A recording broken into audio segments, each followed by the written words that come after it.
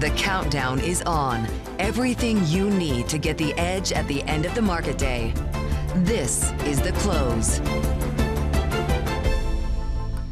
A calm end to a volatile week. Live from Studio 2 here at Bloomberg headquarters in New York, I'm Romaine Bostick. And I'm Katie Greifeld. We're kicking you off to the closing bell here in the U.S. I made it here on time today. Absolutely. We're both here, and we're both going to walk you through this market close. Like Romaine said, relatively calm, especially relative to where we've been over the past week, and especially relative to last Friday. The S&P 500 higher by about 0.6%. Big tech up slightly more than that, up about 0.7%. Even the bond market pretty behaved right now. Yields drifting higher, up about 3 basis points on your 10-year Treasury yield. We did get below 4% yesterday, but a little bit of calm coming in, and you can see that in the VIX. Volatility draining right now, 3 vol points off the VIX, which is still trading with a 22 handle, Romaine. Yeah, still a 22 handle, but despite the volatility this week, we should point out that the trading ranges for the benchmark equity indices have been relatively muted, just below their year-to-date averages. You talk about the fears of new tariffs, the signs of cracks in the loan market, and no signs of an end to that 17-day U.S. government shutdown. It don't matter. Stocks up over this 5-day stretch with inflows into equity funds. That's now persisted for 5 straight weeks. Tech stock funds. That actually saw a record inflow of more than $10 billion. Still, despite those positive money flows, there was still a bit of a risk-off tone to this week's trade.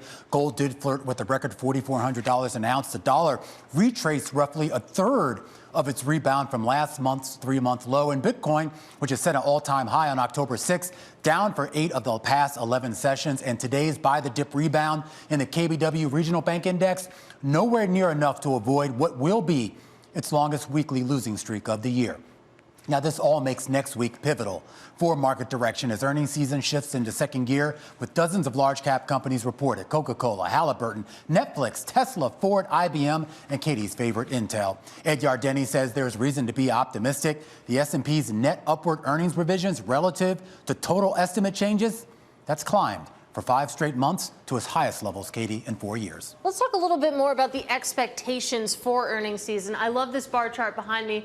This is the third quarter outlook, what we're looking at in terms of growth here. You can see that tech overall as a sector is actually seen outpacing just the Magnificent Seven. We're seeing that big tech trade kind of broaden out even within the sector. Technology expected to grow about 21% in the third quarter when it comes to earnings. The Mag 7 just about 14%. Overall, we're looking at earnings growth of 7.6% for the S&P 500 in the third quarter, Romaine. But you take out the Mag 7, that shrinks to 5.6%. You take out tech overall, just 3.8%. So still tech in a big way driving this market just in terms of performance, and also expected to when it comes to actually the engine's growth of corporate America.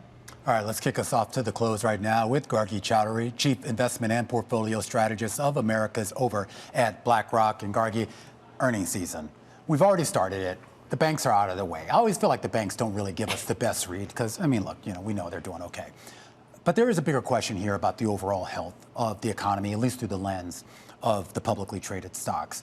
Are you hopeful or are you optimistic that we are going to see some of these companies exceed expectations?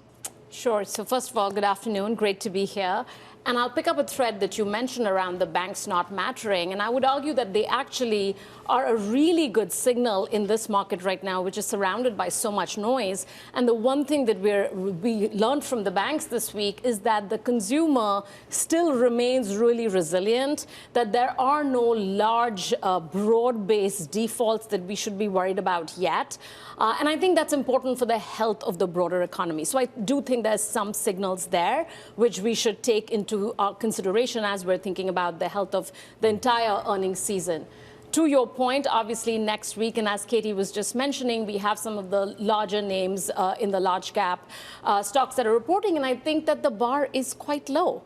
Obviously, tech has a higher bar, 20% or so, but broadly, it's a low bar, and I do think, once again, we've said this from sort of the middle of this year, we've continued to hold our belief that being active within large caps, specifically growth and AI, that is the engine of earnings growth, but not just that. That is also the engine of GDP growth. It certainly is, and we've already seen that show up in the data. Do you have any worries, though, about, I don't want to call it a bubble, because I feel like that's going to an extreme, but just worries about that how much further this can go? Because you look at the investment, you look at the money coming in, that's not going to be long term, right? I mean, at some point, we do have to sort of maybe slow down a bit or maybe not. So that's certainly been a question that we've been getting from a lot of clients this week around, what should we make of all of the deal flow that has been taking place in the AI space? So two thoughts there. Look, there are going to be winners and losers in the AI space. No doubt about that. There are going to be companies that are going to be able to profit very well of all of the capex that they have been doing and are planning to do. And then there are going to be some companies on the other side of that. So recognizing and being able to pick the right companies, I think, is going to be important. But broadly, I think that this fear of this all being a bubble, I think it's a little too far, because frankly, if you look at where some of the capex that's planned out this year, 2026 to all the way to 2028, over 50% of that capex is coming from free cash flow. Right. And I think that is the sign. So are there going to be neo-clouds or smaller companies that might not do as well? Maybe. But I think the large companies, and this is where we focus on ETF BAI, that really does focus on that active AI opportunity, we think that's what makes a lot of sense. Well, you make an important point, and I'd love to unpack it a little bit more, that when you think about how it's being funded, this spend, it's coming out of the operating cash flow rather than these companies taking on debt. But we know that that started, especially in the case of Oracle. And if we see that trend build, where some of these big tech companies are more often tapping the debt market to fund these ambitions, basically, I mean, how does that change the nature of investing in the tech sector?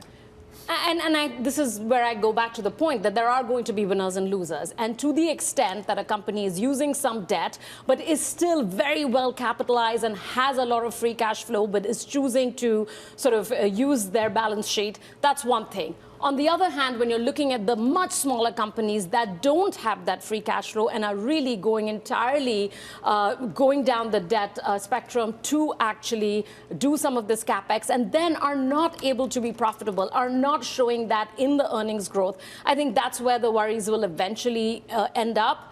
I don't think we're anywhere near that yet, right? So when we're talking about having a preference for large cap and having a preference for growth, it's very much around being active in that space and going for those names and those companies that do have that profitability and are showing the earnings growth. Yeah, and it was interesting a couple of weeks ago, to this point, we reported that when you take a look at the high-grade debt market, more of that $1.2 trillion is tied to AI than it is to financials. So certainly, perhaps something changing under the hood here. But let's talk about the other thing that folks have gotten worried about in just the past week or so, and that is what's going on in the corporate credit market, specifically when you think about private credit, that these fears have been fanned by what we're seeing, of course, in Zions, what we're seeing in Western Alliance, and what we just got over when it comes to First Brands and Tricolor.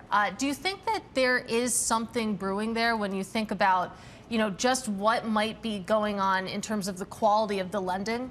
Sure. So hopefully we'll be able to get through this whole segment without using the word cockroach. But I was careful there. I think that there is. Right now, it appears to me that some of this is more idiosyncratic in nature.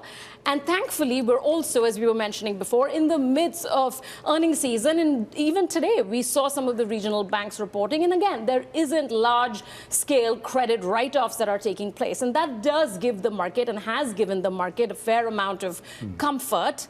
For us to get really concerned around this, we'd have to see something much more broad-based and systemic. We haven't seen that yet, right? So these are, so far, we believe, much more idiosyncratic around a few names that you mentioned. And if you look at the large cap earnings, if you look at the bank earnings, what we're actually finding out that the delinquencies are actually declining. Credit is fine, default rates are low, and that gives us a fair amount of comfort around large cap banks. Not to belabor the point, I understand there are some very specific idiosyncratic issues, maybe even potentially pending investigations bordering on fraud with some of those names. But when you start to talk about the interconnectivity, particularly in the private space, and even how it connects into the public markets, does it worry you at all that there could potentially be some systemic risk based on those relationships? I think that obviously there has been a lot of money going into the private credit space. I think that there may be some deals somewhere that could have some troubles that could default. But broadly, have we seen signs of broad-based issues? We have not. So can there be certain, and even in the next few months, can we see some headlines around some deals that are coming through that perhaps, did not go out, especially because we're in the midst of this K-shaped recovery. So just like we saw this one deal, which is around auto loans, could there be others that are related to certain parts of the economy that are not doing as well as other parts? Yes. But I think, is it systemic is the question that we need to answer. And what is the transmission mechanism? Is it transmitting to the entirety of the U.S. economy? And there are no signs of that as of yet. All right, so you're still optimistic. Yes. All right, Gargi, always great conversation, always great insights. Gargi Paul Chaudhuri, Chief Investment and Portfolio Strategist of Americas over at Blackrock, as we count you down to the close here on day 17 of the U.S. government shutdown. We're going to go down to Washington and talk to a big player in that real estate market there and across the country. Willy Walker over at Walker Dunlop going to give his take on the real estate market. And from housing to hardware, Futurum Group CEO Daniel Newman looks ahead to tech earnings kicking off next week, and if big tech can reboot investor confidence. And we're going to talk seltzer water. Katie Greifeld, Spindrift. You've seen it everywhere, and now you're going to see the CEO. He's going to be joining us in just a bit to talk about how he's navigating some of the challenges out there when it comes to the consumer and the tariff environment. A lot more coming up here on The Close. Stick with us. This is Bloomberg.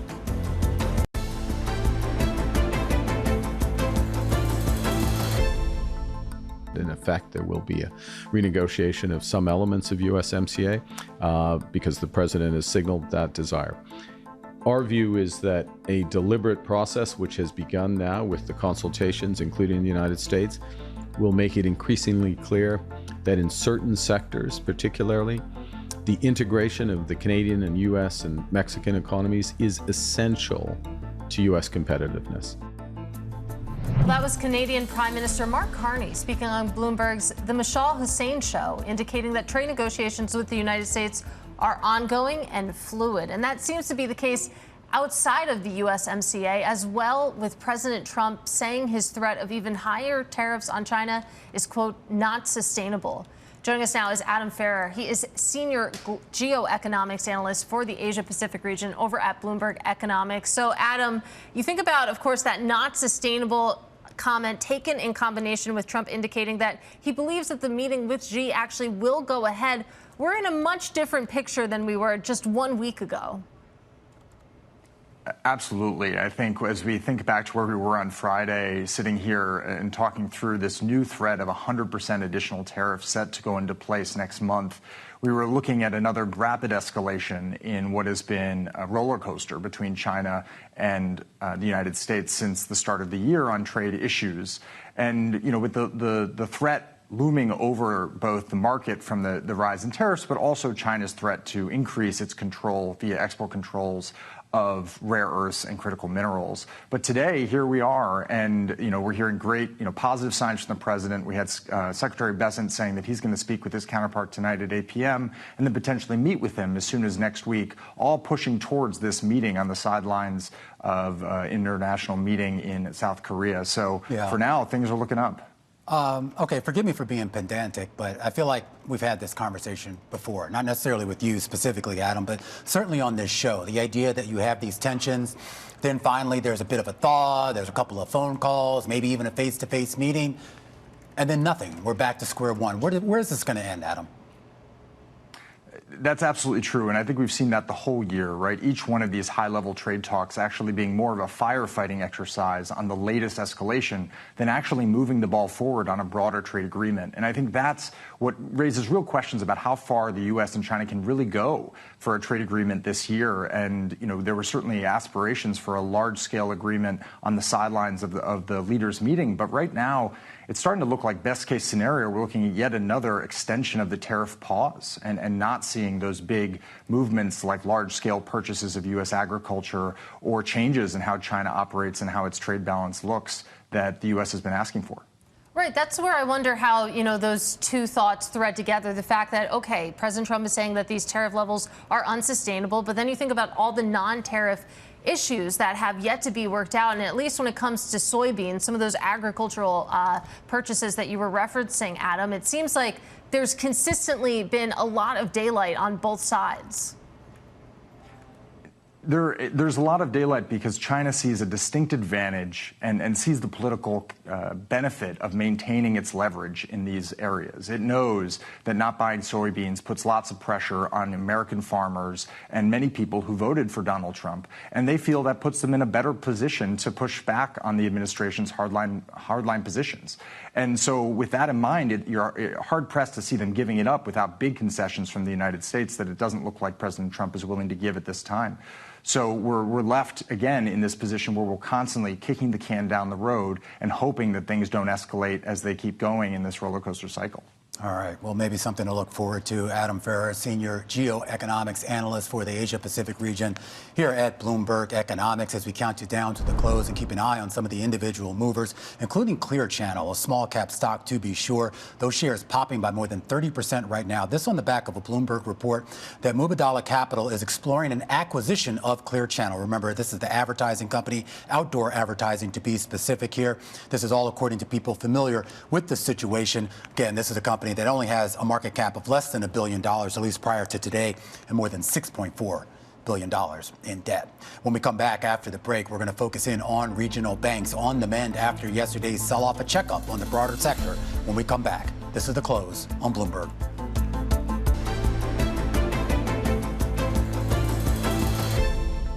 Let's get right to our top calls, big movers on the back of analyst recommendations. And we start off today with Lunar Intuitive Machines. Deutsche Bank upgrading the space services and tech company to buy. The price target bumped to 18 from 12. The analyst says the company is, quote, a secular winner as the international space race heats up once again.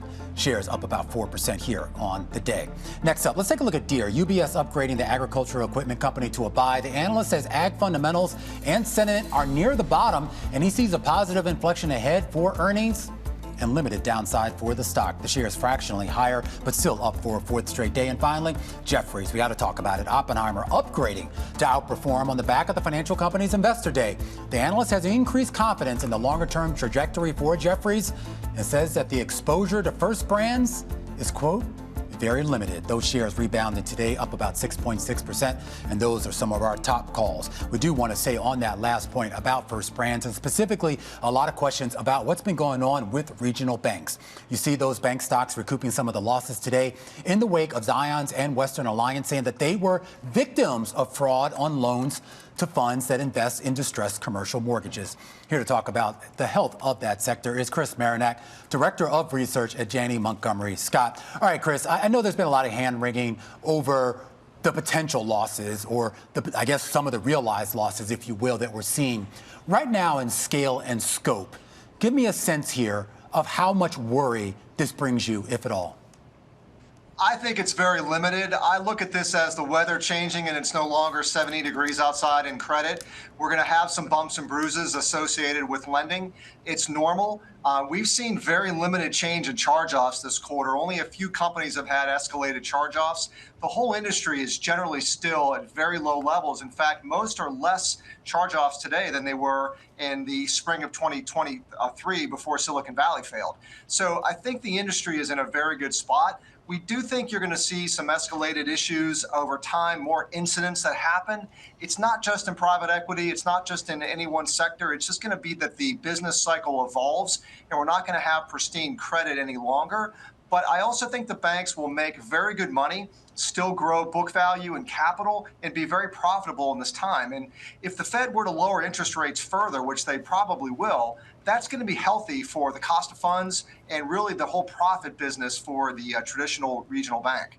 And Chris, it's notable to me that when it comes to Western Alliance specifically, that was one of the names that declined in a big way yesterday in combination with Zions. You still have a buy rating on that company. So clearly the conviction is there, but did it shake at all as you read through some of the details that were uncovered? No, we know the company is a lender in this area and that they have a healthy amount of exposure to the NDFI or non-depository financial institutions. That's a category in the FDIC and Fed call reports. But they have a diversified book. They have a lot of capital. They have reserves already set aside for these loans. They will have some issues that come up over time, but I think they can defend that pretty well. And I think you'll see them continue to fight back on the issues they have.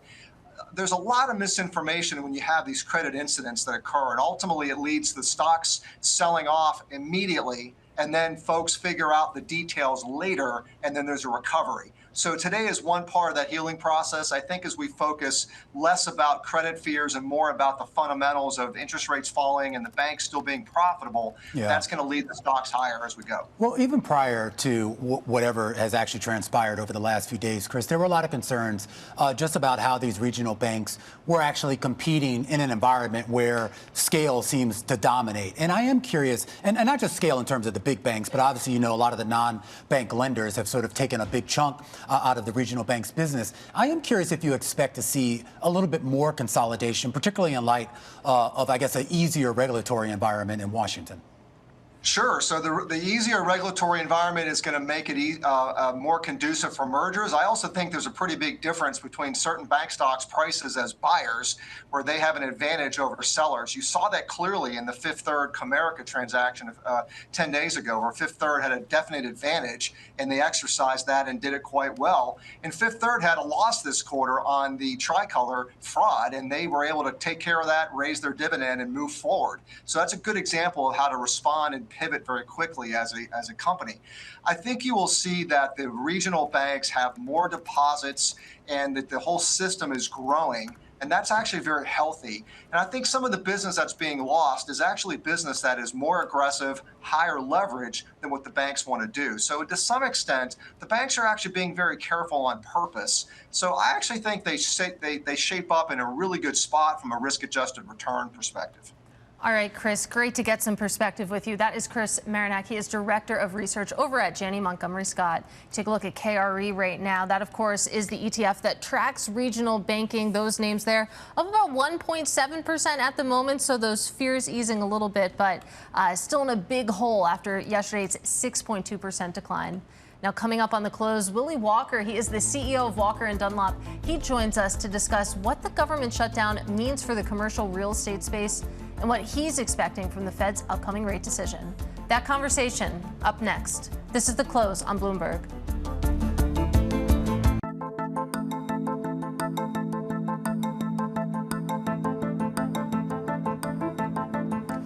.30 p.m. here in New York. This is the countdown to the close. I'm Romaine Bostick. And I'm Katie Greifeld. The market opened for another 30 minutes or so, but Romaine, the government has been shut for 17 days. Can you believe it? Yeah, I actually can believe it. You know, I was there like at the start of the shutdown, and I you know, I used to live in D.C., so I've lived through a few of these before. Yeah. I mean, I thought this would wrap up a little bit sooner, but look, you have the House basically saying they're not going to come back next week. They've already been told by the Speaker to stay home. The Senate, who knows what the heck they're doing. So we could see this go on for maybe another week or two before you get any sort of resolution. Absolutely. Yeah. Well, as those weeks go on, we're continuing to miss key economic data points. You think about housing starts, BLS data, BEA data as well. So, of course, Wall Street is going to start feeling it, and potentially also the commercial real estate market. So let's discuss that further with Willy Walker. He is chairman and CEO of Walker & Dunlop, joining us on set. Willy, great to see you. Nice to see you, Katie. So talk to us about what impact, if at all, this is having on your investment landscape, and that is the commercial real estate market, because we're not getting data right now. I have to imagine that's hitting sentiment in some way. I don't know if it's hitting sentiment. I would say you can look at things like HUD, which is shut down. HUD's not a huge provider of capital to commercial real estate industry, but we do a lot of business with them. Those deals have stopped being processed. Fannie and Freddie, which are part of the federal government, are fortunately outside of that. So Fannie and Freddie are still producing mortgages on both single family as well as on multifamily. So the shutdown really, as it relates to the financing markets, haven't had that big an impact. As it relates to data, you know, there have been a lot of people who've been excited about the fact that the Bureau of Labor Statistics data is not going to go to the Federal Reserve, so that they can actually look at what's going on in the market and not just be so data dependent, if you will, and hopefully look at it with a little bit broader view. So I don't think so far, Katie, we've seen any great impact to commercial real estate due to the federal government being shut down. Well, you make an interesting point about maybe being freed from that monthly rhythm of getting the data and then having to react, but would it ever start to matter? I mean, we were talking a little bit in the commercial break about how it hasn't been very tangible yet, the fact that the government has been shut down for 17 days. Do you see at any point it having an actual impact that you can measure? Well, on the data side of things, you think about the revision that the BLS had on their the trailing 12 employment numbers, they revised by over 900,000 jobs. So you sort of sit there and say, it's been revised by almost 1 million jobs. Is that data, once it starts to come back in, actually data that either drives markets or drives decision making? But you're going to get to a certain point. Look, in the D.C. area, there are a lot of office buildings that have government employees in them. But at the end of the day, those leases are still being paid for by the federal government. The issue with it is those people don't go in. They're not buying their sandwiches. They're not parking their cars. So at some point, you'll get downward pressure on things like GDP in the D.C. metro region. But other than that, really, for right now, it really isn't pinching on commercial real estate. I am curious just about, independent of whatever's going on with the shutdown, just about the overall health of the commercial real estate market, and specifically in terms of housing, multifamily housing, which I know you've been a specialist in. Is there enough of a balance right now between the demand, or future demand, I should say, and the future supply that might be coming down the pike? So we had historic supply of multifamily units in 2024 and 2025. Mm-hmm. And at the same time, we've also had historic absorption of those units. So through Q2 of this year, you had over 720,000 apartment units absorbed by the market, which beat all expectations. Mm-hmm. And so in the high growth markets, like in Austin, a Charlotte, and Nashville, you had huge oversupply in 24 into 25, but you've also gotten good absorption to suck some of that up. Then there are the slower growth markets like Detroit or Cleveland, where there wasn't oversupply. Therefore, rents have held up quite nicely over the last year. And the real question is, where are you making your bets today? Mm-hmm. Are you going and buying a new apartment building or an existing apartment building in Austin or in Cleveland? Yeah. And that's the debate, because right now you're getting better rent growth in Cleveland than you're getting in Austin. Mm-hmm. Austin rents were down 7.4%. T12 over the last 12 months. And so Austin's one of those oversupplied markets where rents are going down right now. But you also know that jobs are being created in Austin at a much more dramatic pace than they're being created in Cleveland, Ohio. And so the question would be, where are you betting today for the future? But right now, people in Cleveland are very happy with owning multifamily in Cleveland. What about some of the legacy markets that may not be necessarily growth stories, but still stable? And I'll bring up just the bias that we're sitting here in New York City. Is this, I guess, for lack of a better phrase, investable? An investable city when it comes to CRE right now? It's hugely investable. Yeah. Obviously, the mayoral race has a lot of people concerned, has a lot of people concerned about potential additional rent control in this market. But there are also a lot of people saying the mayor only controls so much of that equation. The governor has mentioned a number of times that she and the state legislature have a big play in that. So this has been an incredible market from a multifamily ownership standpoint. This has not gotten a huge amount of new deliveries over the last couple of years. So if you own multi in New York, it's been a great place to be. The issue is that New York is hot.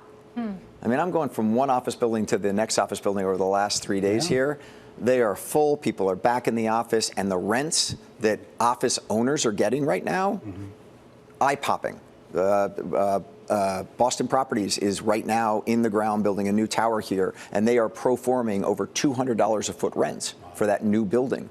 I just told you I was just at the J.P. Morgan new headquarters. It's a gleaming, beautiful building.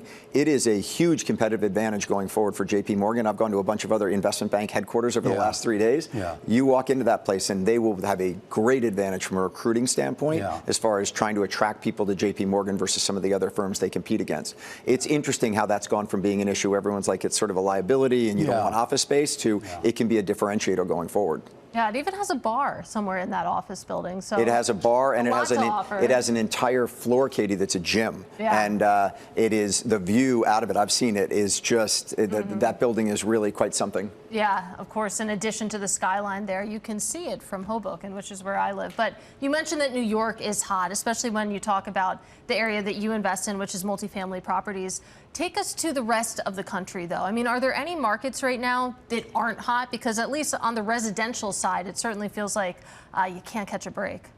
So there are plenty of, in those oversupplied markets, Denver had the worst negative rents, or we call it rent growth because we always think that they go up. But you've had negative 7.7% rent degradation in Denver for the last year. You've had 7.4 in Austin. Charlotte's up there. Nashville is up there. All those high growth markets got oversupplied, so rents have come down. At the same time, markets like San Francisco, New York, and Boston have not had a huge amount of new supply, so those have actually been good markets. San Francisco, interestingly, is a market where the office market was under duress, as was the multifamily market. You have a lot of smart capital going to San Francisco right now. San Francisco has gotten cleaned up. The mayor has done a really good job of getting that city back to where it needs to get to. And there is a tremendous amount of institutional capital looking at the San Francisco MSA on both office as well as multifamily, which is a significant shift in the markets over the past couple months. We only have a few seconds left, Willie, but I am curious, just circling back to FHFA, Fannie and Freddie specifically. Do you anticipate that we are going to see some sort of resolution on maybe finally ending that conservatorship soon? I would think we see something in, look, there was talk about it happening in 2025. It's not going to happen in 2025. But the director of FHFA, Bill Pulte, has done a great job to get the companies ready to go public. The Treasury Department has got their hand in what's going to happen with the guarantee and things of that nature. But right now, the administration is looking to try and take them out in 2026. And look, on most things that this administration has said they're going to do, they've gone and done them. So I wouldn't bet against that. All right, Willie, you have to leave it there. Really great conversation. Willy Walker is chairman and CEO over at Walker and Dunlop. When we come back, we'll focus on Oracle. It's our stock of the hour. It's up next. This is Bloomberg.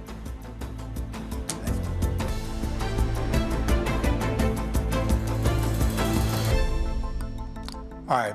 It's time now for our stock of the hour, and it's Oracle, down more than 7% right now as investors weigh lukewarm 2030 revenue and earnings forecasts against the company's more favorable gross margin expectations for its AI infrastructure business. That's a very long-winded way of saying investors a little concerned as to whether Oracle is going to make good on all these deals that it's been announcing. Anurag Rana joins us right now, senior technology analyst over at Bloomberg Intelligence. I'm a little confused as to why we're seeing such a severe reaction in the shares today. Anurag, what's going on? I think this is more sell than news kind of a story because honestly, what we heard yesterday was pretty positive. The margins are the more important thing because there was a news story last week or the week before where talks about AI infrastructure deals are at a very low margin, something around 14% or so gross margins. And yesterday they came out and explained that some of those deals are closer to 35% gross margins, which we think so early in the innings are pretty good margins.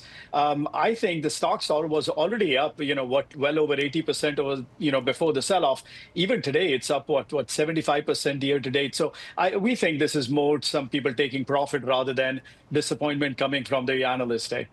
Yeah, and that's probably, a sensible way to frame it. You think about how hot this stock has been so far in 2025. Perhaps, of course, this might be a little bit of sell the news. But I am curious, Anurag, to hear you weigh in on something that we were just talking about at the top of the hour when it comes to sort of the profile of some of these big tech companies and how they treat debt. Because for a lot of the Magnificent Seven, I mean, they're still using operating cash flow to fund their AI ambitions. Oracle, though, is one of the companies that has taken on debt. And as you look forward into the future and you think about some of the big ambitions that Oracle has, I mean, what does Oracle look like as maybe a more debt-heavy company? Does that give you any pause? It already has a lot of debt. It was buying back shares well before the AI boom as well. It generates a decent amount of free cash flow. But what we think is going to happen when you get down to the financing of the large deals that's coming because of OpenAI, it's not going to be all Oracle. Oracle's going to be a small piece of it. It's already giving the, you could say technology or the technical know-how. OpenAI will have to go out and borrow that money from other sources. We know Masasan or from the consortium that's being formed for Stargate. There will be debt, that's going to come in. There will be equities that other people will pool in. So I don't think Oracle's going to fund a lot of that expansion. It has some piece of it, but I don't think it's going to be all of them, just on them. And just real quickly here, Anurag, I mean, we're going to start to get into earnings season, at least for the tech names that we care about in about a week and a half's time here. Are you going to still see a lot of these companies, particularly the hyperscalers and others, stand by some of those lofty estimates for CapEx AI infrastructure build? We feel comfortable about saying that, yes, it may be true for Microsoft, Amazon, Google, and Meta. The reason we say that is because we have so many news reports, mostly from Bloomberg News, talking about how Microsoft is strained on capacity right now, and it's basically running around neo clouds to get more capacity in. So it'll be very strange for them to go out and sign these deals and at the same time says, we are reducing our capex. So we don't see that happening right now. That's probably sometime next year or the year after. All right, Anurag, have a great weekend when you get there. That is Anurag Rana. He is Senior Technology Analyst over at Bloomberg Intelligence. The closing bells are up next. Don't go anywhere. This is Bloomberg.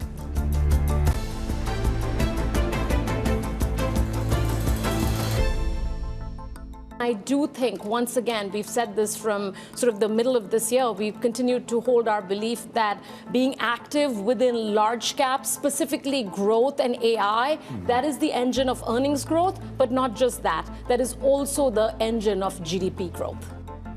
Gargi Chaudhuri, Chief Investment and Portfolio Strategist of the Americas over at Blackrock. She kicked us off, Katie, just about 50 minutes ago to the closing bells. And it was kind of interesting to see the price action earlier today. We were kind of oscillating between gains and losses. But as we got to the afternoon, much more conviction to the upside. Yes, someone made a decision here and they're putting money in because the S&P 500 up about 0.6%. It will. Do you know who that someone is? No, but if... It would be nice to get them on the show. If it's you, write in. Also money coming into the NASDAQ 100 as well, 0.7% higher there. It looks like we will end the week higher for the S&P 500, but we know it took a lot of volatility to get there. The bond market, some of that haven bid that went into bonds all throughout this week coming out right now, yields up about 3 basis points, and volatility, a big sigh of relief when it comes to the VIX. I just want to point out, too, I mean, just the complexion of the gains that we're seeing today. It's not big cap tech, like you would expect. It's a lot of healthcare companies. American Express is near the top because of some encouraging earnings that seem to suggest at least more high-income people are still spending money. And then just kind of this hodgepodge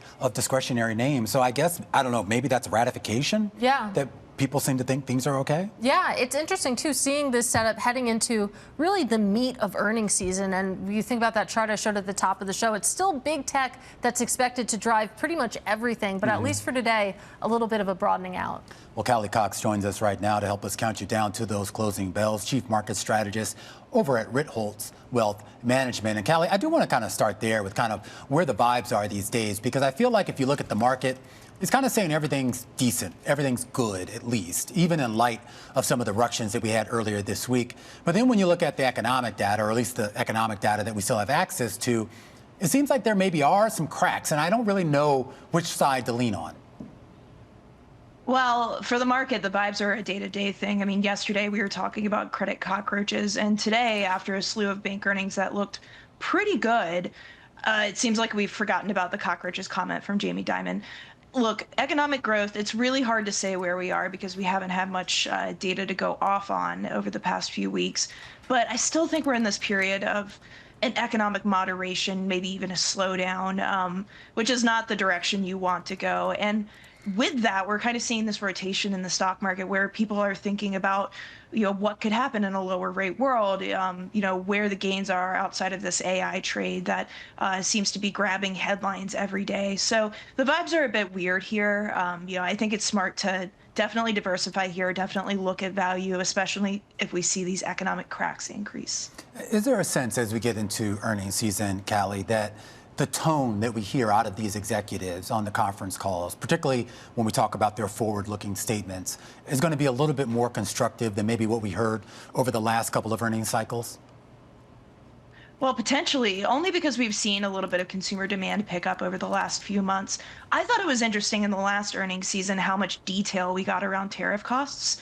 We could be in for another season of companies further quantifying what tariffs could mean to their bottom line, which I think is a net positive for markets because for so long there were so many questions around how to, model this out on the Wall Street sell side and just really how to think about it as an investor. But overall, I mean, what we've seen from corporate America, and a lot of this is tech, to be fair, but what we've seen from corporate America is an easy hurdle over low bars. And this time around, the bar isn't so low, but corporate America may have, again, an easier time hurdling that, surprising us to the upside.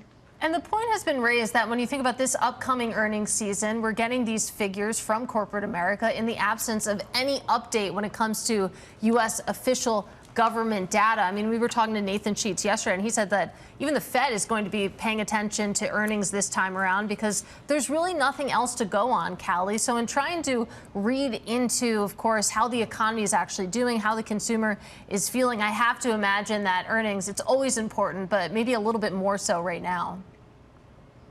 It's something to hold on to. And look, we have the private data providers. We can get some color there, but nothing is as deep and robust as what we've seen coming out of public enterprises from the federal government, the BLS, which is the biggest pocket of data that you can get right now.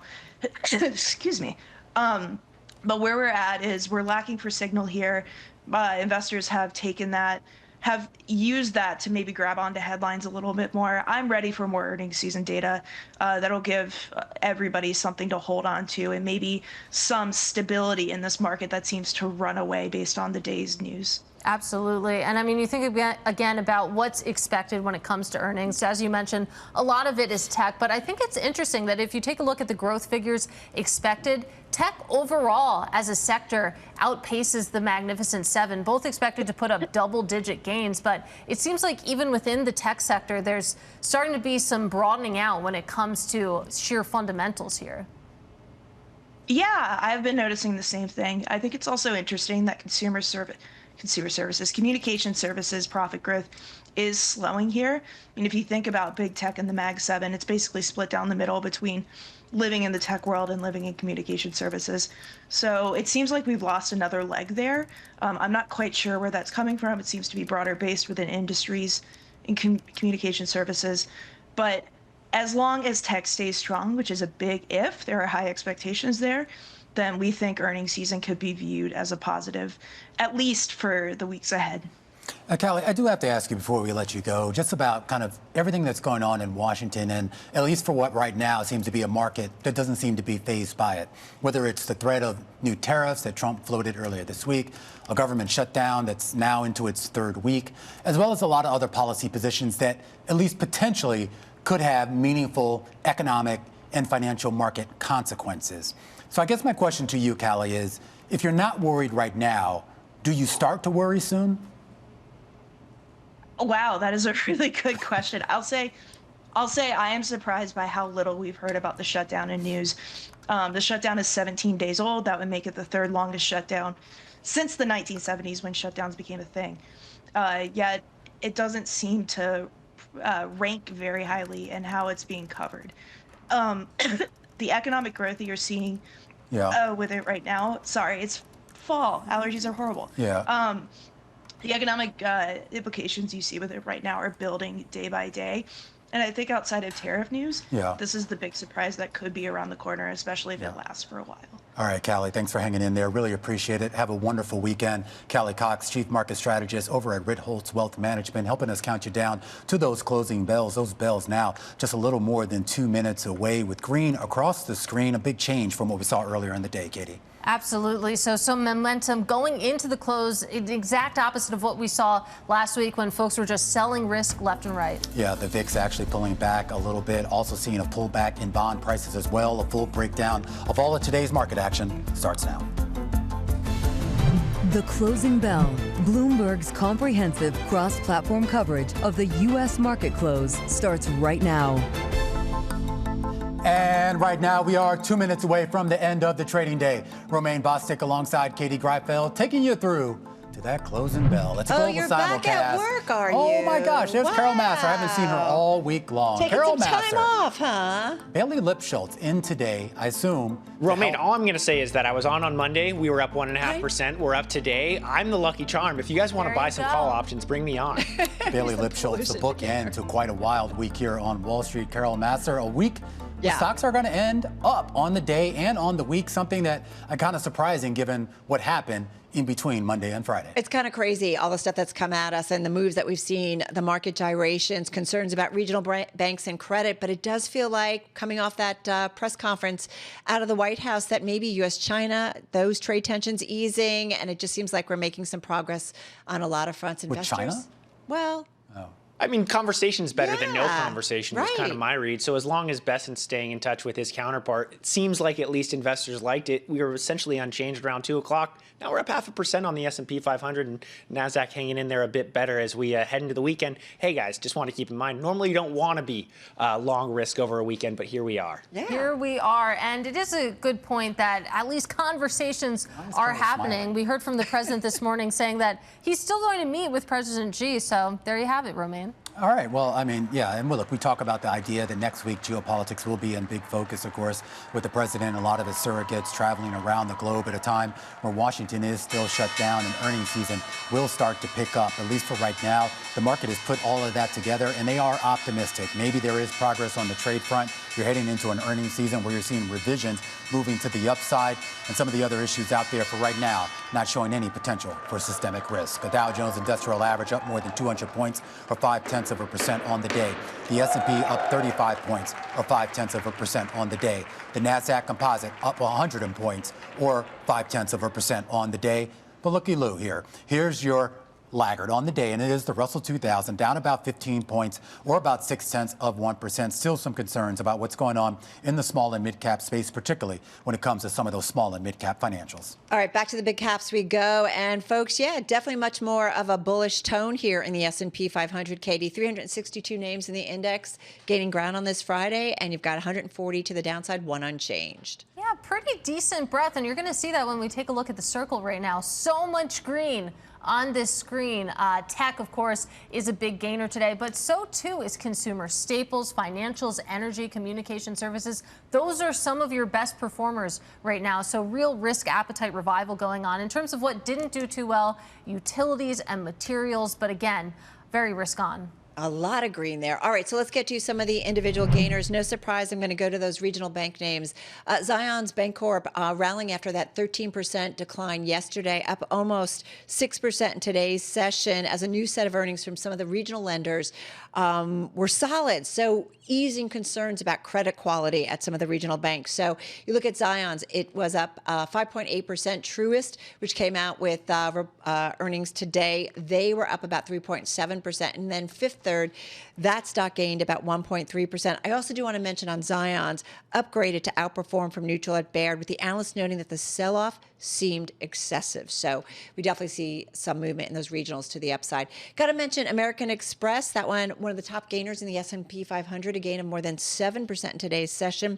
Amex reported earnings that beat expectations after unveiling that long-anticipated platinum credit card refresh last month. Yeah. It costs a lot. You get more benefits. It costs a lot. Can we talk about this? Sure. Because as someone who now is on the hook for, what is it, $8.95? It's a lot. Or whatever it is. And that's on top of, what you pay for, all these other high-end cards as well. I need your help, Carol Massar. Okay. I'm here to serve you, Romain. What do you need? Oh, wow. Okay. Anyway, I need your credit card. No, I know. Can you put me on your family plan or something? No. But you also have to pay for everybody else who's on the plan. I'm like, kid's 22. I'm like, you're on your own now. Wow. No, love. not completely, But no, it's like, I don't know. Do the benefits outweigh the cost?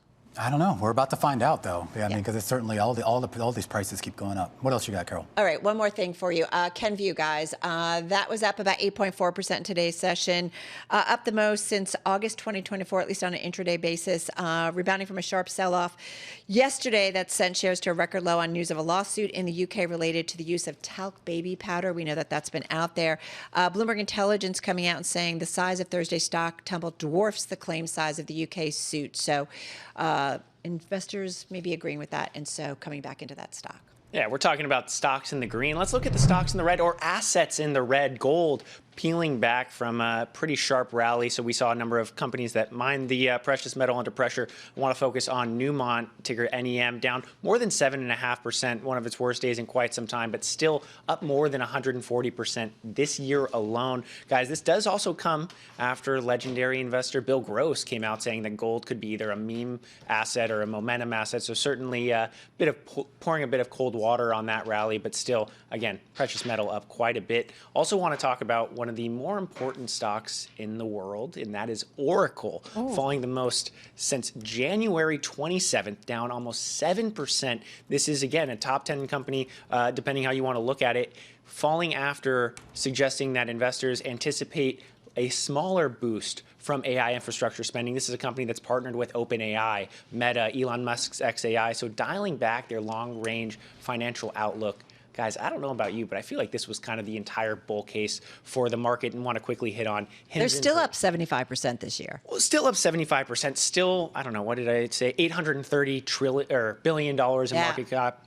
But focusing quickly on a smaller company, Hims & Hers, we saw sell-off in Novo Nordisk and Eli Lilly after President Trump talking about cutting the cost of those GLP-1s. Well, that hit Hims & Hers, ticker HIMS, down 16%. They help distribute some of these shots to consumers using their apps. So certainly a rough day depending where you sit in the health ecosystem. Overall, with equities, though, we did see a bit of a relief rally, if you will. You also saw a bit of relief in the Treasury market as well. Treasuries down on a price basis, which pushes the yields higher across the curve, 3 to 4 basis points on the shorter end of the curve, about 2 to 1 on the longer end of the curve as well. And before we get to whatever illustrious chat that Carol Massar has, I do want to just bring something to the attention here. And this involves Mark Benioff, of course, a co-founder of Salesforce, who I guess caused some ructions when he basically said that he wanted the National Guard to actually be sent, federal troops, I should say, to be sent into San Francisco. Now backing off that statement,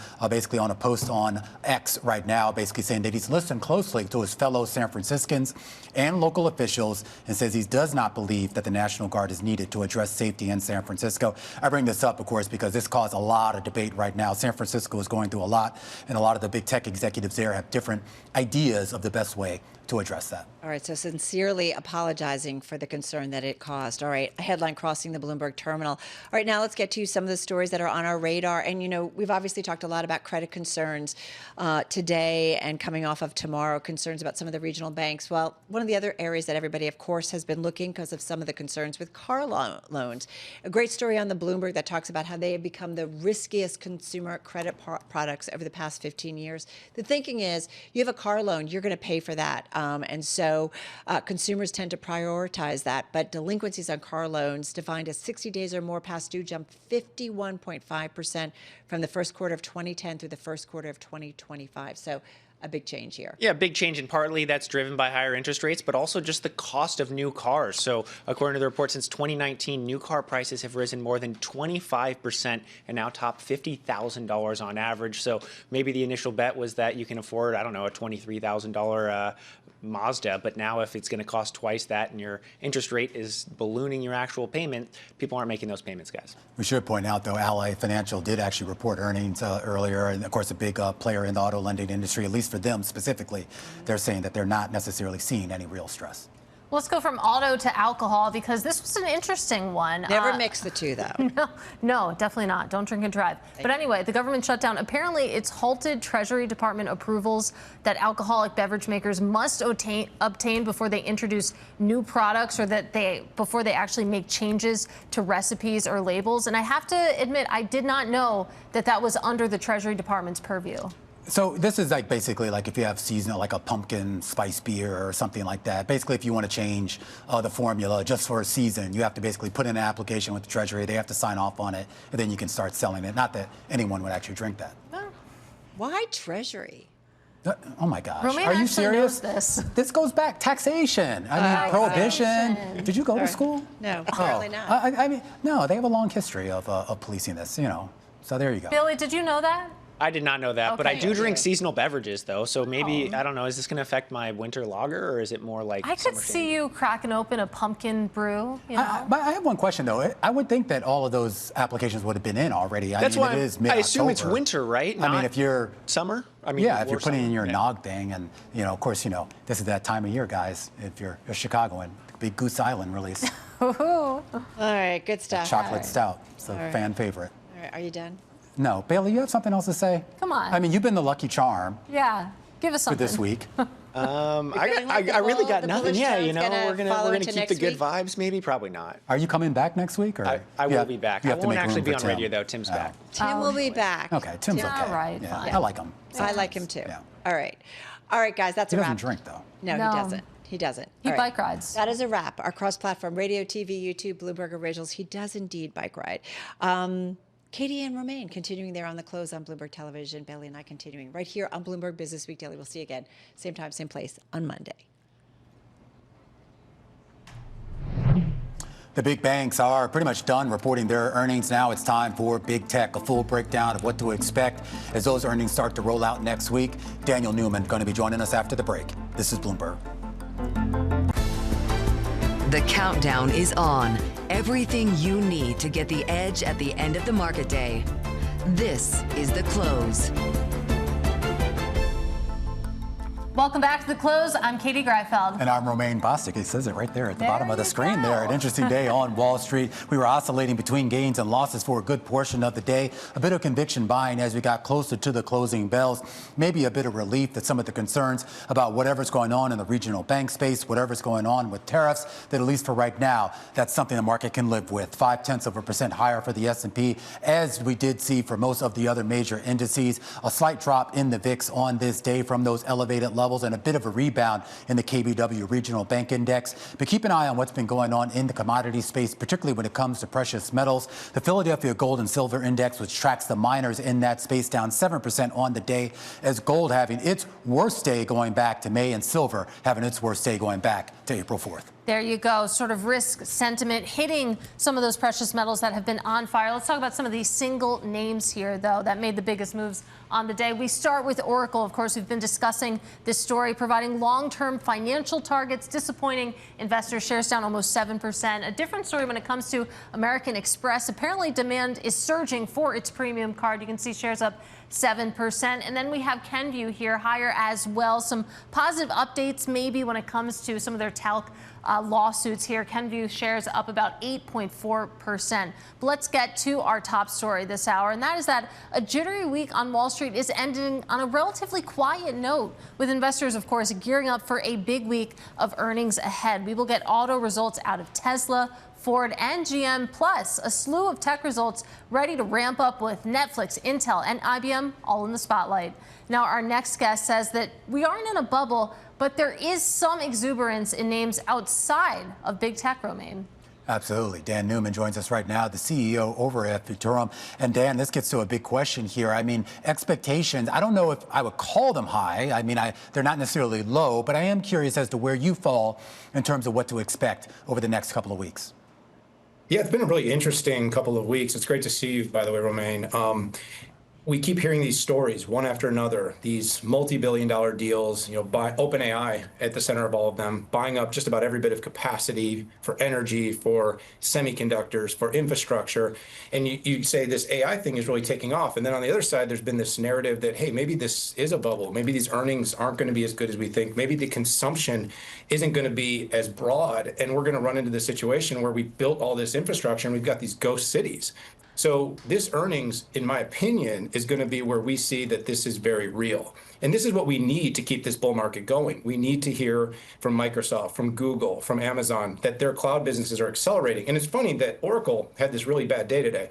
But Oracle showed a, 75% CAGR growth expectation over the next 5 years with their OCI business. So this just goes to show how big expectations are, especially after these OpenAI deals, but also how sensitive investors are to anything that's imperfect. I am curious, though, Dan. I mean, when we talk about the AI story, at least as a trade, so much of it has been focused on the top line growth. The idea that you have this huge CapEx spend, obviously that's driving huge jumps in revenue.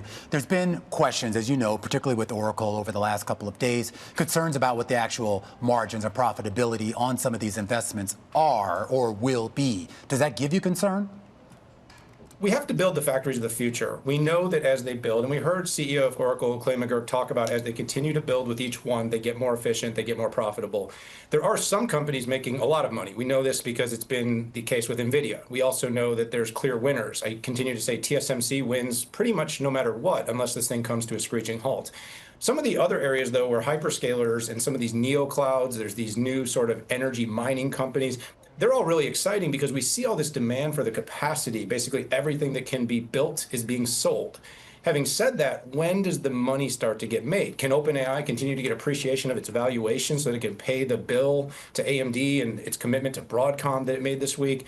And I think it can, but the only way this happens is if revenue accelerates. The other side, Roman, I just want to touch on this, is this week you saw deals with OpenAI and Salesforce, Walmart. These were really interesting to me as well, because we're seeing new ways that these applications and platforms can be used to be monetized. It doesn't just come down to consumers. Some of the largest enterprises in the world are looking at how they can use these next generation interfaces, the UIs of the future, to actually create revenue streams for their businesses. So that's one of the upsides. It's got to be in the enterprise.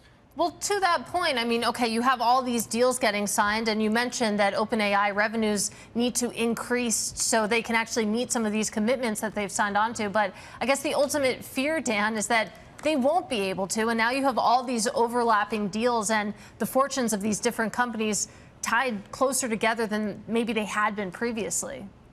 Yeah, it's a great question. I've had so many conversations with CEOs inside of these companies, from the infrastructure, the OEM companies, the cloud companies, and all of them are incredibly optimistic about the deals, about the demand, about their ability to expand capacity and basically sell whatever it is they can build.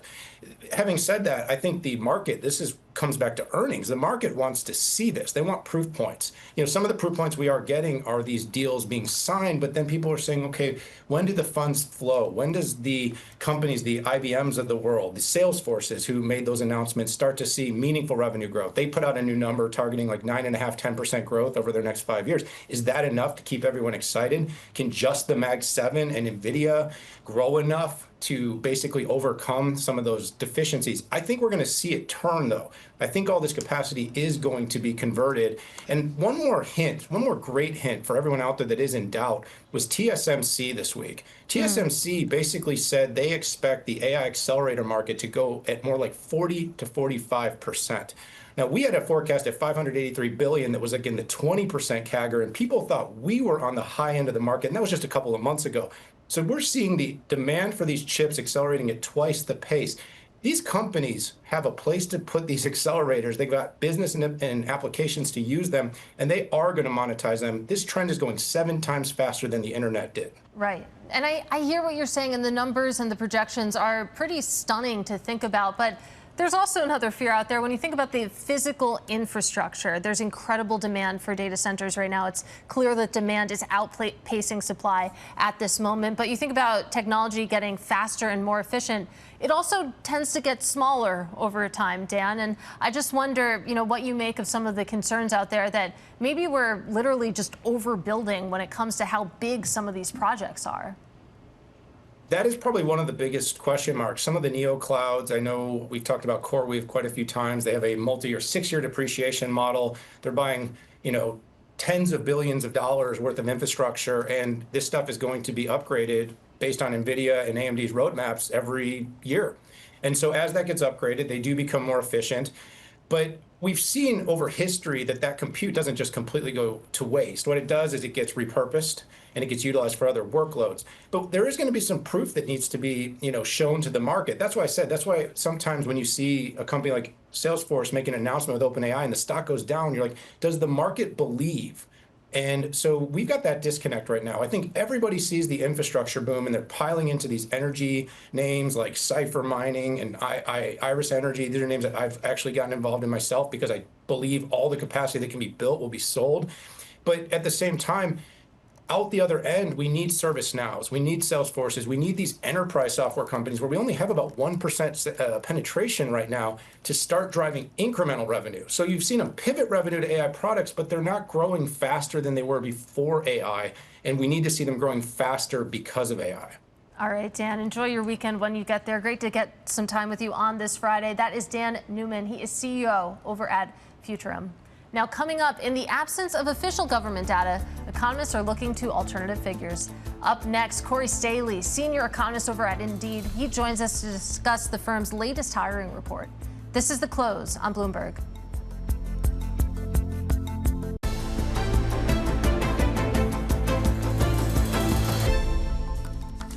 All right, the company Indeed is out with a new report showing the searches for seasonal jobs are up 27% year over year.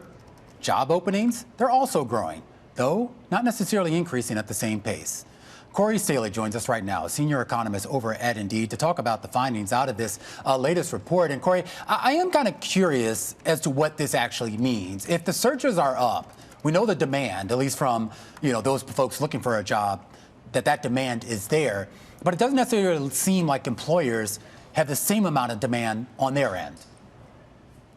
Yeah, certainly. And I think what we're seeing right now is in this seasonal hiring market, a reflection of what we're seeing in the labor market more broadly, which is people are looking for jobs, but having a harder and harder time finding them because especially as we look back compared to a couple of years ago, there's just fewer jobs to be had. So far job postings are up just a little bit for these seasonal jobs, about 2.7% versus last year. But if we look back against 2 years ago, it's like 3.5% below, right? So pretty in line with last year, but still below what job seekers were used to a couple of years ago. And then you add to this a lot more job seekers looking, and that makes for a much more competitive labor market as people are looking for these holiday or seasonal jobs.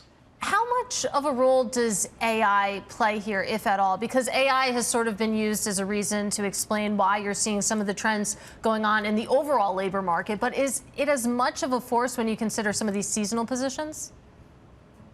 Yeah, not so much of a force, right? So when we look at Indeed's data, we're able to track through our AI tracker how often employers are mentioning AI in job postings. And what we see is that, most of these seasonal jobs, unsurprisingly, are retail jobs. About 2/3 of these seasonal opportunities occur in retail. And retail is still, kind of starting to just barely pick up on some of the AI technologies, but still well behind some of the adoption that we see in areas like tech, right? So very clearly still very retail focused, not so much impacted by AI as it is just impacted by the cooling labor market that we're seeing more broadly. I am curious about when we talk about the hiring pace, or lack thereof. Cory, do you have any insights into kind of regionally? Like, are we seeing differences based on the parts of the country? Are we seeing differences in terms of wages and what's being offered? What?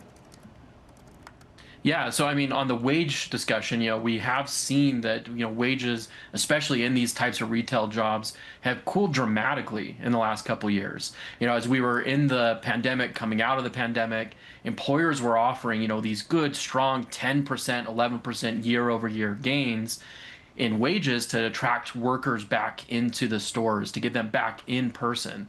But what we've seen is a lot of that drive that employers are, they're not feeling the need to raise wages quite as strong anymore. So now we're starting to see, your more typical 2-3% raises, on the wage side of things, so much less of a focus, on the wage this year.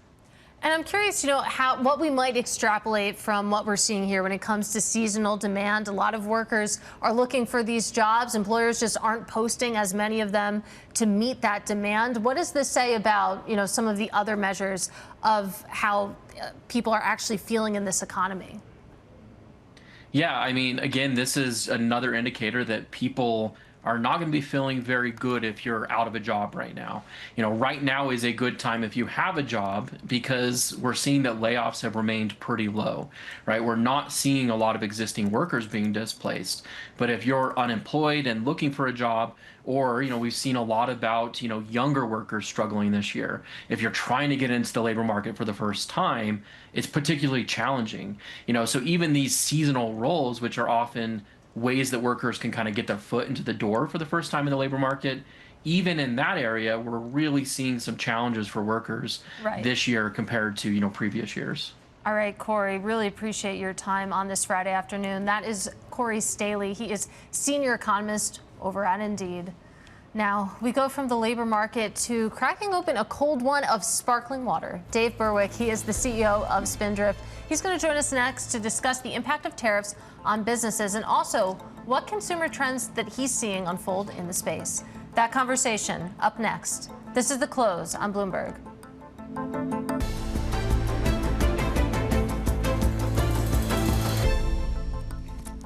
Well, aluminum prices are on the rise in the wake of President Trump increasing tariffs on steel and aluminum. Our next guest says that they're, quote, doing their best to navigate the highly unpredictable environment, including hedging aluminum to mitigate the impact. that guest joins us now on set. His name is Dave Burwick. He is the CEO of Spindrift. Dave, great to see you. Yeah, great to be here. Thanks for having me. So talk to us a little bit about what it's felt like sitting in your seat as you see these tariffs come on, sometimes come off, then go on again, and how you're mitigating that when it comes to trying to actually produce and put out a product. Yeah, I think the first reaction was, oh no. And the second reaction was, okay, what can we do about this? And I think for a company our size, hedging is not necessarily an option, but we decided we want to go and hedge aluminum because for us, just getting predictability in our costs for the next year or so was really important. So we actually moved pretty fast just to hedge aluminum. Obviously, it impacts us for cans. We also source, we're actually the only sparkling water that actually uses real fruit, so we source fruit as well. So we got hit a little bit with those tariffs, and we were able to work with our suppliers there and then look at our supply chain to find any kind of savings we could find to help cover the tariff costs. And once we did that, we just focused on the future versus worried about every day, what's going to happen every day, what announcement or where the price is going to go. Right. I have to imagine hedging takes out some of that day-to-day worry. But how have you handled the question of passing on some of those costs? When you think about the price that you're charging for your cans of Spindrift, has that come up in the past few months? It has. I mean, it has with all the CPG companies are looking at that. We've held off as long as we can. We are taking a little bit of pricing actually in the marketplace right now. But actually, we have planned this, interestingly, like a year ago, because we actually believe we have a lot of pricing power with this brand. We hadn't taken any pricing in 3 or 4 years. We absorbed some costs for sure, but we really believe this is a brand that's a premium brand that, based on the work we've done, can command a little higher price. So we are taking a little bit of price. We're not the only ones, actually. Everybody's doing it, and we feel pretty confident that's going to be accepted by our consumer, who really, it's such a unique product that you can't really. It's not very substitutable, so that helps. Well, I am curious. I do want you to talk a little bit more about the consumer and the potential substitute, the potential for substitution, particularly if we do somehow end up in harder economic times. Is something like a sparkling water, is that something that people would sacrifice, or do they consider that to be sort of, once they start buying it, it's just what we're always going to continue to buy? I think there's a lot of tailwinds in that category. It's one of the few categories that's growing within beverages, and people are looking for just healthier, cleaner options, if you will. So they're moving from full sugar soft drinks and other beverages that have artificial sweeteners. So they're looking from a health and wellness perspective, they're looking to go to that category. And what we're finding, interestingly, is that if you go back a few years ago, it was really more higher income households that were really jumping on that health and wellness bandwagon and paying up for healthier beverages and food. Now we see that actually be as a more mainstream event happening, and so lower and middle income households are also willing to pay up a little bit if it's a better product. Well, on the health and wellness front, and just remind us, our viewers here, because Spindrift at one point, I mean, it did have traditional soda pop with sugar or whatever sweeteners in it, and my understanding that line doesn't exist anymore. It's all pretty much just sparkling beverages, right? That's correct. It's all it's just sparkling water, real fruit, real squeezed fruit. That's it. What is the growth going to be, or where is that growth going to come from? Is it just increasing volume, or is it maybe moving into different types of products? What? Yeah, I mean, for the business as a whole, it's going to come from a bunch of different places. I'd say, first of all, we're not really readily available. We're in the total U.S., but there's a lot of distribution to be gained. So we call it physical availability, increasing physical availability, getting to more grocery stores, more mass merchants, more channels for folks. Where's your biggest concentration right now? I say the two coasts. The two coasts. Because most health and wellness things start on the coast and they move inward. And now it's moving inward to Southwest. Actually, where the population has moved since COVID, it's moving there. So getting more distribution. Actually, most people find the brand just by seeing it in the grocery store or word of mouth, which is the second thing we're doing, which is mental availability, which is really investing behind the brand, advertising, which we've really never done before, very little. We're investing significantly now to do that. So you combine the making it more available and people have more top of mind awareness. That makes the connection for the consumer. I'd say the last thing we're doing is just trying to innovate more. We innovate. People want variety. It's a big health and wellness #1 trend without a doubt. Right. Flavor variety. People seek it. And I've worked in the soft drink business, the coffee business, the beer business.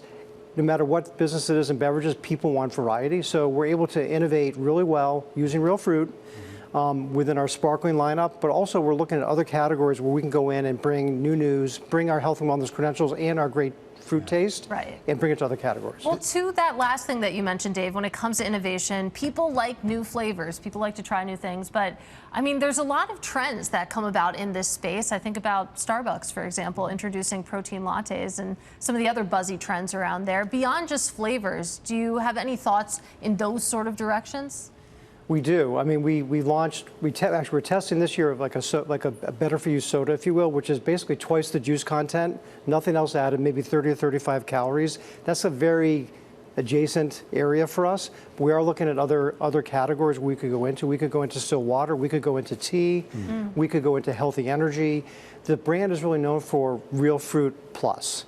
And right now it's mostly real fruit plus sparkling water, but we really believe that we can go into other areas and be successful. I am curious about your partnerships with the retail channels. I mean, you mentioned, you kind of alluded to your past history, PepsiCo, Peet's, Boston Beer as well, which are behemoth brands that I would assume would have a lot of sway in the retail space.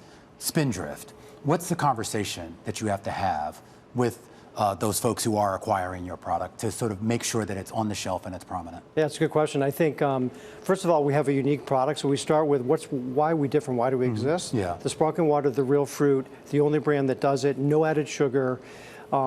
It's both refreshing like a typical sparkling water would be, but it's also a little bit indulgent. It's got a little bit of a bolder flavor. It's got a complex flavor so you can drink more of it and enjoy it. It's got a great variety of flavors and it's all natural ingredients. So we start with the product.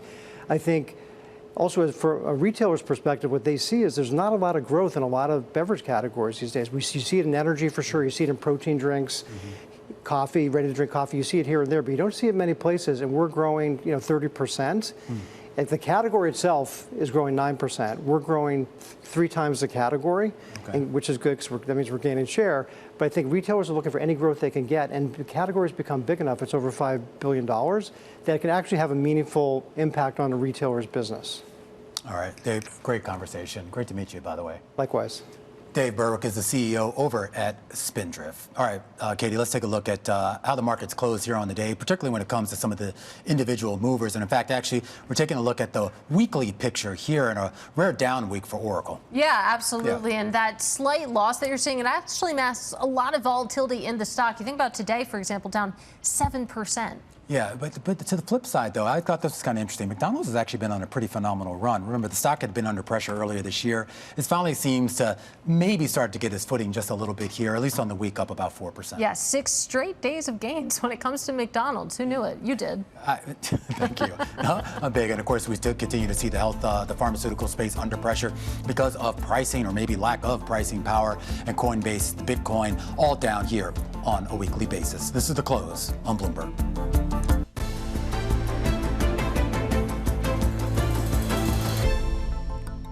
The Trump administration expected to ease tariffs on the U.S. auto industry with a 5-year extension, keeping a lid on imported auto parts. That brings us to Next Up, where we highlight the entrepreneurs and trendsetters moving the needle in business and the economy. Today, we're pulling up with Crash Champions founder and CEO Matt Ebert. He built his collision repair company from the ground up to over 650 locations in 38 states. Great to have you with us, Matt. And before we get too deep into the tariff talk, I do want to hear a little bit about what Crash Champions is all about and how you grew to those 650 locations. Sure. So we're a collision repair company. So we help people in a time of need across the country, as you mentioned. We've grown primarily through acquisitions, started with just one shop, and it's an industry that is consolidating like a lot of service businesses are today. And in reaction to where the industry was headed, wanted to make sure that we kept up with that trend as well. And then if you bring in tariffs to this discussion, obviously you're growing quickly here, but if imported auto parts are tariffed, I mean, what has that impact been for you? And as you look ahead to that potential 5-year lid here, what does that mean for you personally? Yeah, it would increase the cost of parts. We're in a fortunate situation where it's a straight pass-through for us. So whatever the list parts on the list price on parts are, we pass that on directly to the customer or the insurance company. So there's actually a little bit of a probably benefit, as in it's more revenue dollars to the company if the tariffs come. But we're pretty adaptable in that whether the cost of parts goes up or down, we can move with it. I am curious, though, when we talk about, Matt, just the idea of economic cycles, and you've been around long enough to see a couple of disruptions that we've had in the economy. Does that affect the collision and repair business at all, or is that just one of those sort of, static, consumer staples, if you will, for lack of a better phrase? It is pretty stable, but there are effects on it. For example, the increased cost and premium that we've seen the last couple years, that's an example of where consumers, if they don't have to make an insurance claim and don't have to fix the car, they're hesitant. And so we do see a reduction in repairable vehicles, for example, when the cost of insurance has gone up so quickly. And then it's also too affected by car prices. So when used car prices go way down, vehicles tend to total out quicker, and so therefore it reduces the number of cars that we're able to repair. So economic cycles do affect us in those type of ways. I'm curious about just competition and who you consider to be your competition. Are you looking to some of those big national brands, or do you look at more of the local sort of independent type of repair and body shops? We're the third largest in the country, and so there's not a lot of national companies, just a few of us. So primarily it's still a very fragmented industry, and the majority of the work is still going to independents. We also, of course, have a big focus on the labor market at this moment in time. We're just having a really interesting conversation with the senior economist over at Indeed. And when you think about the labor market right now, I mean, there's this sense out there, and you can see it in the data when we were still getting that from the government, that things are weakening. You employ over 11,000 employees. Give us your take on, where things are heading here. Yeah, we're in a industry starved for people, really, because of stereotypes of the past, because of decades of, college career paths really being promoted. There's a real need still in our industry, and I think in a lot of skilled trades. And so we're really on a mission to spread the word and attract people to the industry, because it's been a great opportunity. Technicians make, on average, over $100,000. So we think it's a great opportunity that a lot of people don't know about, that we want to make sure people are aware of the industry, the opportunity that it brings, not only from a fixing the cars perspective and starting with that skill, but as the companies like ours grow, it creates all kinds of career paths and opportunity for people. And, we start with apprentice programs, train them from the ground up. 83% of the company is not college educated. So we think it's a great opportunity to let people know about. And I think there's a lot of other trades that are in the same situation. I am curious, and I mean, that kind of links back, of course, to your own personal story, Matt. And I am just curious, I mean, did your path, your career path, I should say, did it sort of get disrupted because you chose to go down this road? Would it have been somewhere else, or was this always kind of something that you knew, or at least you knew you would somewhere to end up? Maybe not this big, but you knew you were going in this direction. Interesting. So I grew up in a small town and didn't have the economic means, and college wasn't an opportunity for me. I literally fell into the trade by accident because I wrecked my car when I was 16 and needed to fix it, and found somebody in town that I knew that would teach me how to do it. So it was pure by accident how I stumbled into it, actually. But I just happened to be in a situation where college wasn't an opportunity for me. And I believe that still exists for a lot of people today. So it's not like an anti-college message, but if it's not an opportunity for you, sure would love the world to know that there are many other ways to have a great career, make a great living. All right. Well said, Matt, and that's a great place to leave it. Obviously, you are pretty much the embodiment of the American dream. Matt Ebert is the founder and CEO of Crash Champions. All right, when we come back, well, you can call this a black swan event. New York City Ballet principal dancer Tyler Peck joined us to discuss her upcoming documentary and how to bring ballet to modern audiences. We're going to have that conversation when we come back after the break. This is Bloomberg.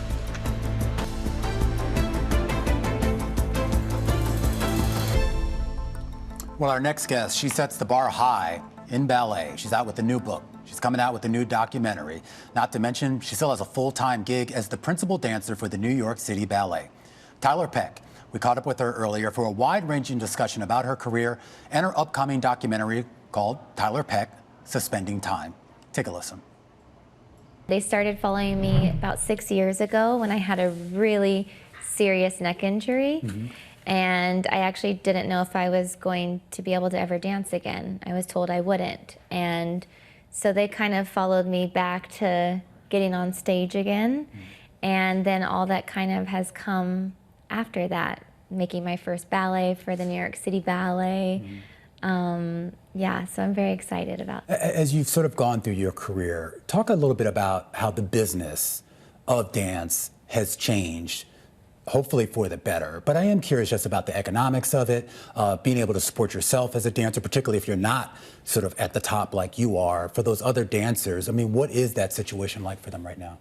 It's really challenging. I mean, even though I am at the top, if you look at, say, you know, a top athlete that's on a basketball team, you know, they're making way more money than we do as dancers. So, you know, it's definitely for the love of the art form, but I do think that there is something to be taken very seriously there in terms of looking at what our highest paid dancers are.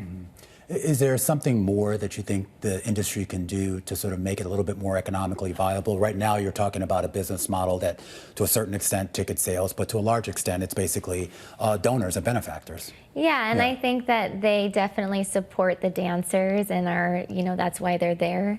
It's like the New York City Ballet, and I think that their hope is that they are doing the best for the dancers. So I think that that's why it's important for them to really take a look at their full budget.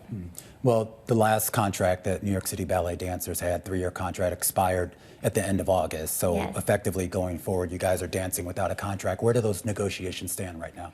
Yeah, we always kind of go in good faith through, but right now we're kind of trying to say, we're just asking for what's reasonable. You know, New York City is expensive and we're not asking for something that's outrageous. So just taking care of their dancers. You've worked with a lot of great people, and even the current project you have at the New York City Center here in New York City.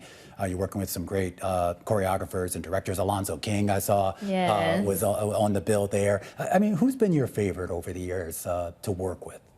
You know, those Bill Forsythe and Alonzo King are both on my program at City Center, and they were both choreographers that I reached out to during COVID because we had never had the opportunity to work together before. And I said, look, it's not ideal, but our schedules are free now, so how would you feel about making something? And so these pieces feel really personal to me because it kind of was like my brainchild, and then I got to work with these two amazing choreographers and come up with works that I think are pretty incredible. When you look at sort of the next generation of dancers coming up right now, do you feel hopeful that there are enough crop out there to sort of carry this on and carry it on in a way where it is even more economically viable, economically lucrative? Do you see that right now? I think that that's part of why I wrote this book, Exo Ballerina Big Sis, because, you know, we come from an art form where we don't really use our voices. And I think now we live in a time where we're encouraged to. And so I kind of wrote it as like part memoir, but part like just guidebook to help the next generation to kind of find their voice, you know, use each other as healthy competition to lift each other up, to become your personal best.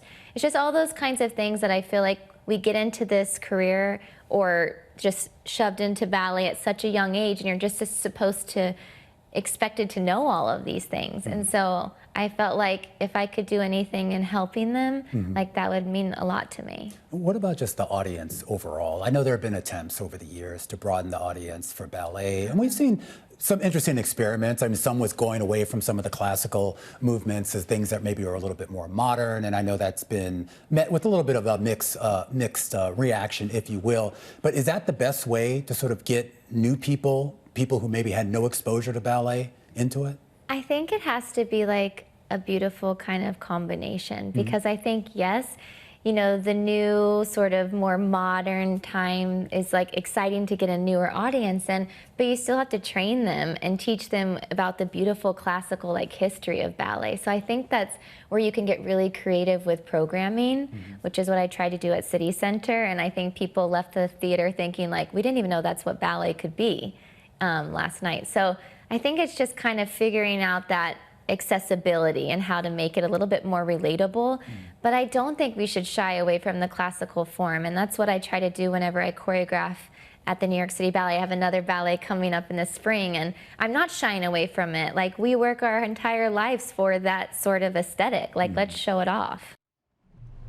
That was New York City Ballet principal dancer Tyler Peck, a new documentary coming out in a couple of weeks. We wrap up our coverage here on The Close with a push ahead to what the markets will have their eye on next week, including geopolitics, but also a lot of earnings. Katie Greifeld. Absolutely. We do get some meetings between President Trump and other world leaders on Monday, but Tuesday, this will be fun. We get earnings from Netflix and also from GM. We're also going to get Tesla, IBM, and Southwest coming out on Wednesday. Thursday brings us Intel, American Airlines, and Ford. Who you got?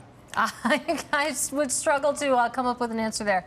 But on Friday, we get the long-awaited U.S. CPI report for September, more than a week late, but at least we're going to get it. We also get consumer sentiment data from the University of Michigan. We get the consumer sentiment data, and of course, there's been a big push in Washington now to get some of the other data out as well before the next Fed meeting on October 29th, as the U.S. government shutdown now heads into its 18th day. That does it for us here on The Close. This is Bloomberg.